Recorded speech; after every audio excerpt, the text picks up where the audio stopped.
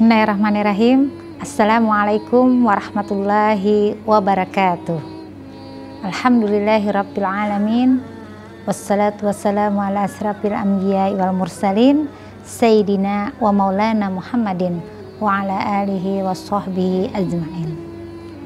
Asyhadu an la ilaha illallah wa asyhadu anna Muhammadar Rasulullah. Rabbi shrah li sadri wa yassir li amri wahlul 'uqdatam min lisani yafqahu qauli. Muhammad. Alhamdulillah, segala puji dan syukur marilah sama-sama kita panjatkan kehadirat Allah Subhanahu wa taala. Kembali kita bersua dalam program Pelita Hati TV Tabalong, yang mana pada hari ini kita akan sama-sama menyimak tausiah tentang larangan di dalam Al-Quran. Di antara larangan di dalam Al-Quran yaitu la taqrabuz zina, jangan dekati zina.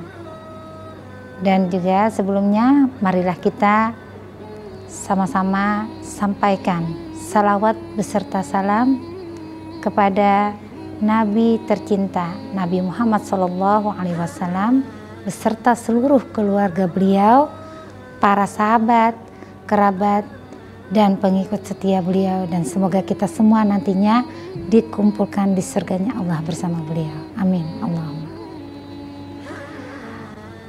Pemirsa Pelita Hati TV Tabalong dimanapun berada,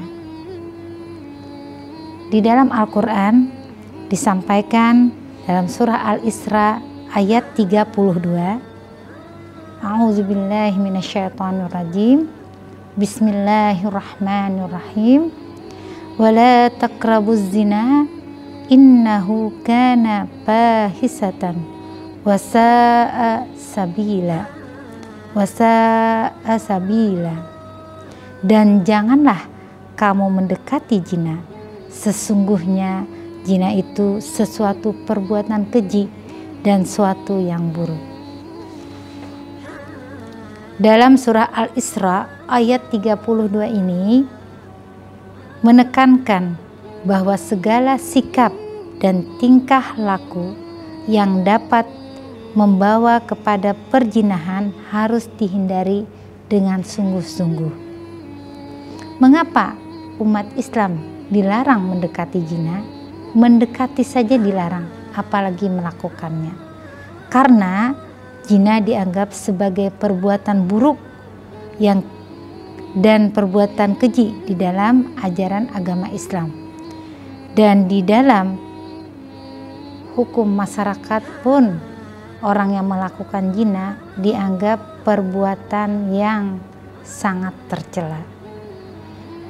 Dan secara medis, orang yang melakukan zina pun mendapatkan dampak yang sangat membahayakan untuk dirinya dan orang yang di sekitarnya. Larangan mendekati zina bukan hanya menghindari secara langsung, tapi juga menjauhi dari potensi yang mendekati arah menuju zina tersebut. Yang mana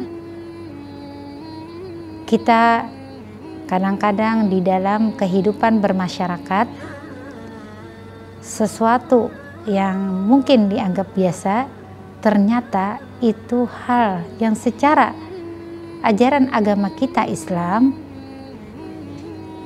kita seharusnya menghindari. Seperti yang disebut dengan ihtilat, yaitu berkumpulnya antara laki-laki dan perempuan yang bukan mahramnya dalam kondisi bebas. Hal itu bisa berakibat mengarah ke perbuatan yang mendekati zina. Karena zina, mohon maaf, bukan hanya sekedar hubungan seorang laki-laki dan perempuan yang tidak terikat tali pernikahan ataupun perkawinan, tapi zina bisa juga lakukan dari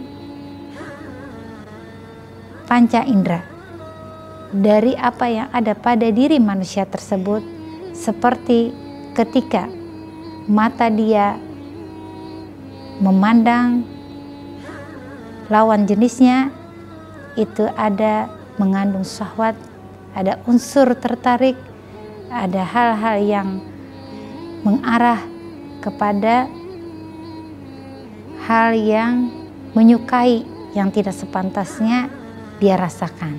Nah, jadi dari sini maka perbuatan zina tersebut hendaklah dihindari sebisanya, karena dari anggota badan manusia bukan hanya sekedar mata, dari telinga pun pendengaran itu bisa juga disebut dengan zina telinga.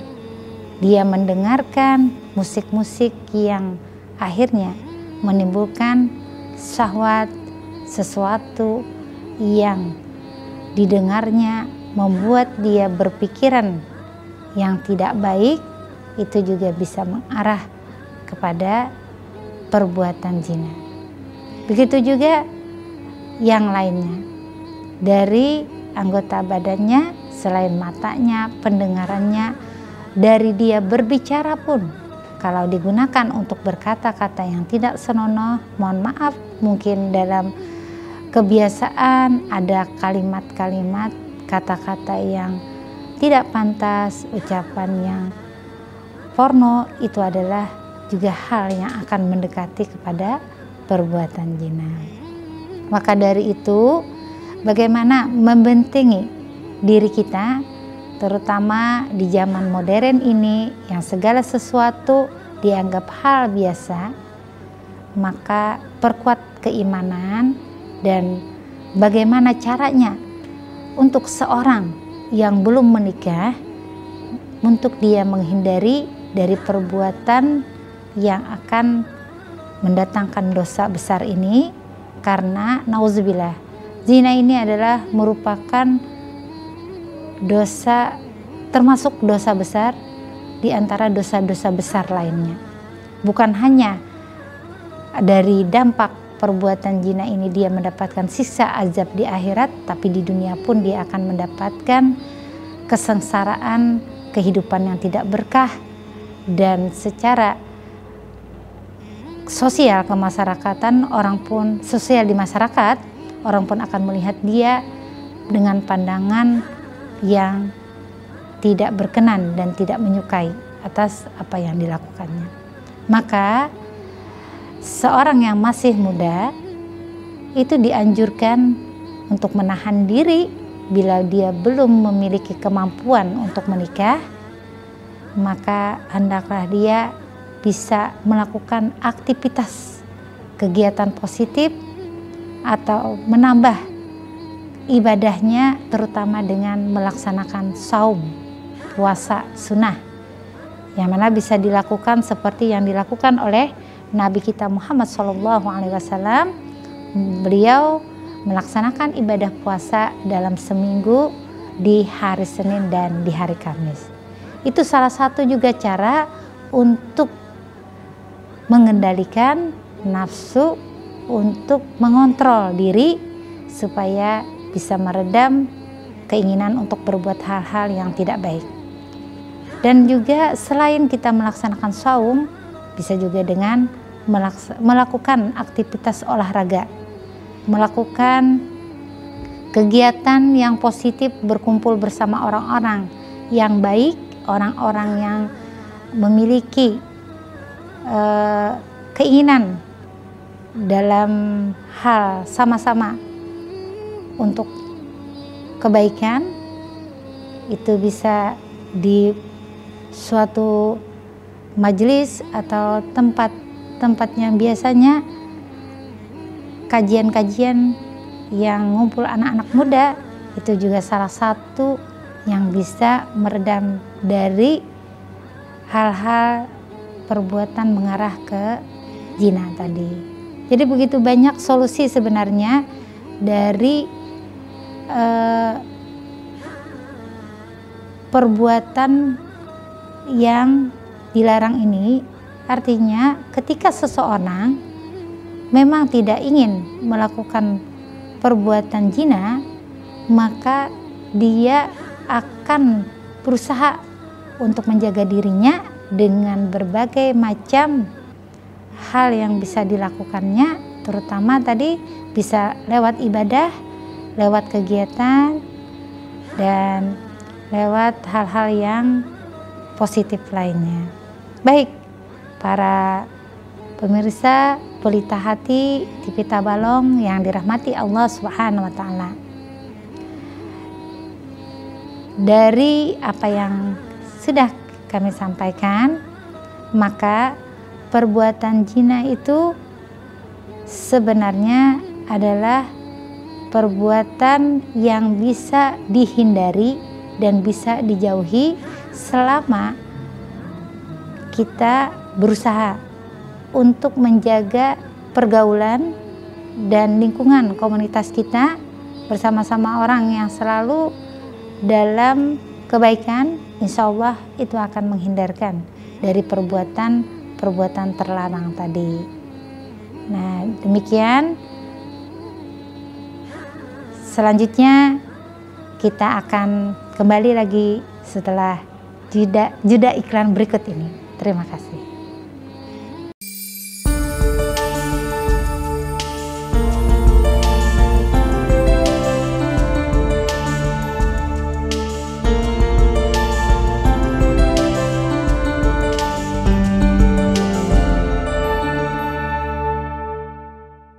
Ada pertanyaan, dari banyaknya jenis zina, adakah zina yang tanpa kita sadari sebenarnya kita sering melakukannya? Iya, ada, yaitu disebut dengan zina al-laman, merupakan zina yang dilakukan dengan panca indera. Seperti yang tadi ada kami sampaikan juga, tanpa disadari ketika kita menggunakan amanah yang diberikan Allah Subhanahu wa Ta'ala kepada kita berupa mata, kita memandang lawan jenis dengan perasaan senang dan mengandung syahwat, itu juga sudah mengarah kepada yang namanya zina melewati mata. Kemudian juga zina hati, ketika seseorang memikirkan lawan jenisnya dengan perasaan interest, dengan perasaan senang dan perasaan suka, yang akhirnya dia memendamnya di hati dan akhirnya sampai kepikirannya menghayal, nauzubillah, ke hal-hal yang tidak baik, maka dia pun akhirnya juga zina pikiran pun kena pada dirinya. Jadi selain zina mata, zina hati, zina pikiran, zina tangan juga tanpa sengaja, kadang-kadang seseorang yang mungkin terbiasa menganggap dia hanyalah teman biasa, seperti saudara, seperti keluarga, seperti itu tidak ada sebenarnya dalam ajaran agama kita, yang mana akhirnya berpegangan tangan padahal mereka bukan mahram, kemudian bergandengan, itu juga mengarah ke perbuatan zina. Jadi itu yang kadang tanpa kita sadari, yang kita temui dan kita lihat di masa-masa sekarang ini. Dan juga dari kaki ya, kaki kita kalau melangkah ke tempat yang maksiat juga itu, nauzubillah ya, nauzubillah, itu juga salah satu yang mengarah kepada perbuatan zina. Dan juga dari ucapan tadi, bagaimana kita menjaga agar kita jangan sampai mengucapkan kata-kata yang tidak senonoh. Juga dari orang lain pun kita jangan suka mendengarkan kalimat-kalimat yang tidak baik tadi, yang mengarah ke porno. Maka itu akan menghindarkan kita dari zina yang memang sering tanpa disadari oleh seseorang, ternyata itu adalah salah satu arah yang menuju ke arah salah satu yang menuju ke arah zina tadi. Walaupun tadi sudah disampaikan, zina bukan hanya sekedar hubungan seorang laki-laki dan perempuan, hubungan badan antara seorang laki-laki dan perempuan yang tidak terikat perkawinan atau pernikahan, tapi juga dari berpegang tangan pun termasuk yang dilarang dalam agama Islam. Demikian untuk pertanyaan yang pertama. Yang kedua, apabila kita sudah terjerumus ke dalam zina, apakah ada cara untuk menebus kesalahan besar tersebut? Iya, pertanyaan selanjutnya, apabila kita sudah terjerumus ke dalam zina, apakah ada cara untuk menebus? Apakah ada cara untuk menebus kesalahan besar tersebut? Maka jawabannya ada. Karena Allah Maha Rahman dan Rahim, kasih dan sayang kepada hambanya. Ketika seorang hamba mengakui kesalahannya dan dia mau bertobat dengan taubat yang sungguh-sungguh, yaitu taubat nasuha, taubat yang dari hati, yang bertekad tidak ingin mengulangi dan benar-benar ingin memperbaiki diri. Jadi taubatan nasuha sebutannya, bukan taubat sambal. Kalau taubat sambal itu biasanya yang dikatakan orang sudah tidak lagi karena pedas sambalnya, tidak mau lagi, tapi ternyata esok-esok masih lagi. Nah, jadi dosa dilakukan, berhenti, nanti lagi. Nah, tidak seperti itu. Kalau memang menyesali dosa besar, maka dia betul-betul memperbaiki dirinya, betul-betul meniatkan untuk kembali kepada Allah, memohon ampunan. Ketika ada ibadahnya saat dia melakukan dosa besar tadi sudah ditinggalkannya, terutama kewajibannya sebagai seorang muslim atau muslimah, sholatnya tertinggal, puasa wajibnya di bulan Ramadan tidak dikerjakannya, maka ketika dia bertobat, dia harus melakukan qada dalam ibadah tersebut. Qada di sini maksudnya mengulangi lagi dengan membayar apa-apa yang sudah tertinggal, baik sholatnya maupun puasanya, dilaksanakannya di luar dari bulan Ramadan ketika puasa Ramadannya sering ditinggalkannya, dan ketika sholat wajibnya juga tidak dilaksanakannya dalam waktu, maka ketika dia sudah melaksanakan taubatnya, sholat wajib yang dikerjakannya saat itu selesai satu waktu, bisa dia qada di waktu itu yang telah tertinggal di masa-masa ketika dia dalam keadaan belum bertobat atau masih dalam keadaan jahiliyah tadi. Kemudian juga bisa melakukan sholat tobat untuk memperbaiki dosa-dosa kita tadi, dan sholat taubat ini bisa dilakukan kapan saja, tapi yang lebih afdal dilakukannya setelah ba'da isya atau di tengah malam, memohon ampun kepada Allah untuk bisa kembali ke jalan yang benar dan kembali bisa taat menjadi hamba Allah yang beriman. Kemudian juga yang sangat penting itu berjanji untuk tidak mengulangi perbuatan yang sudah dilakukan tadi dan betul-betul meninggalkannya. Terutama tadi seperti yang kami sampaikan, ingin hijrah, maka hijrah niatkan pergi dari komunitas yang membawa hal yang tidak baik tadi kepada komunitas yang lebih baik. Karena dengan niat saja Allah sudah memberikan pahala buat seseorang. Apalagi ketika niatnya itu dilaksanakan, maka sempurnalah amalnya, dan insya Allah Allah Maha Penerima Taubat dan Maha Pengampun. Demikian.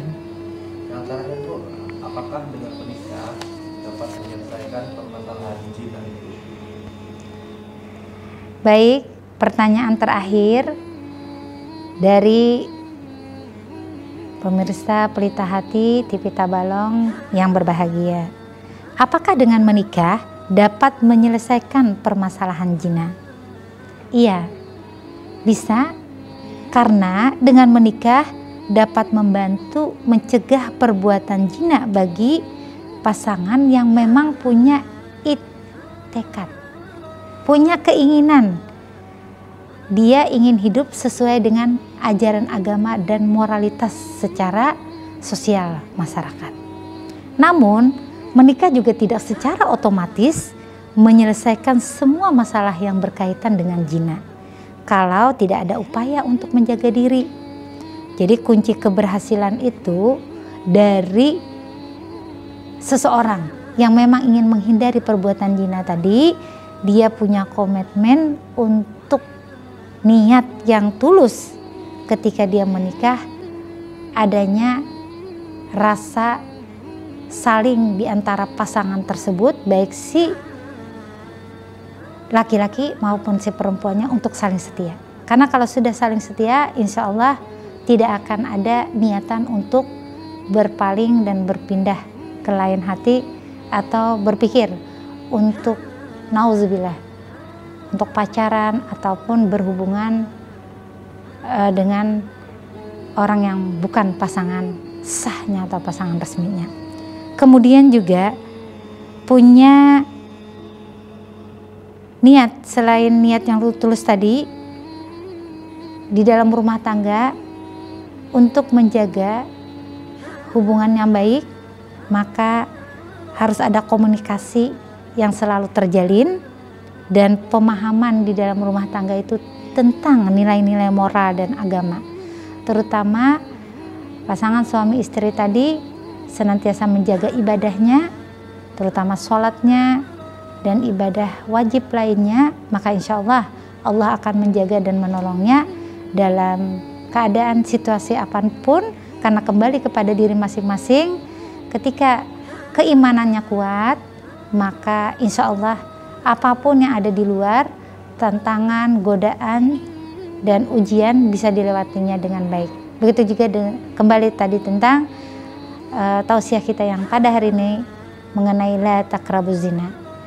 Jangan engkau dekati zina, maka akan mudah bagi siapapun ketika dia sudah punya niat yang kuat untuk menghindarinya, tidak akan mudah baginya didekati oleh orang-orang yang memang menyukai perbuatan tersebut. Demikian dari pertanyaan terakhir, semoga bermanfaat dan jadi kebaikan bagi kita semua. Semoga Allah senantiasa memberikan taufik, hidayah, inayah buat kita semua dan dimudahkan bagi kita untuk menjalankan kehidupan lebih baik dalam aturan agama kita Islam, dalam keimanan dan senantiasa dalam ketakwaan kepada Allah Subhanahu wa taala. Terima kasih banyak atas segala perhatiannya. Mohon maaf atas segala kekurangan. Wabillahi taufiq wal hidayah. Wassalamualaikum warahmatullahi wabarakatuh.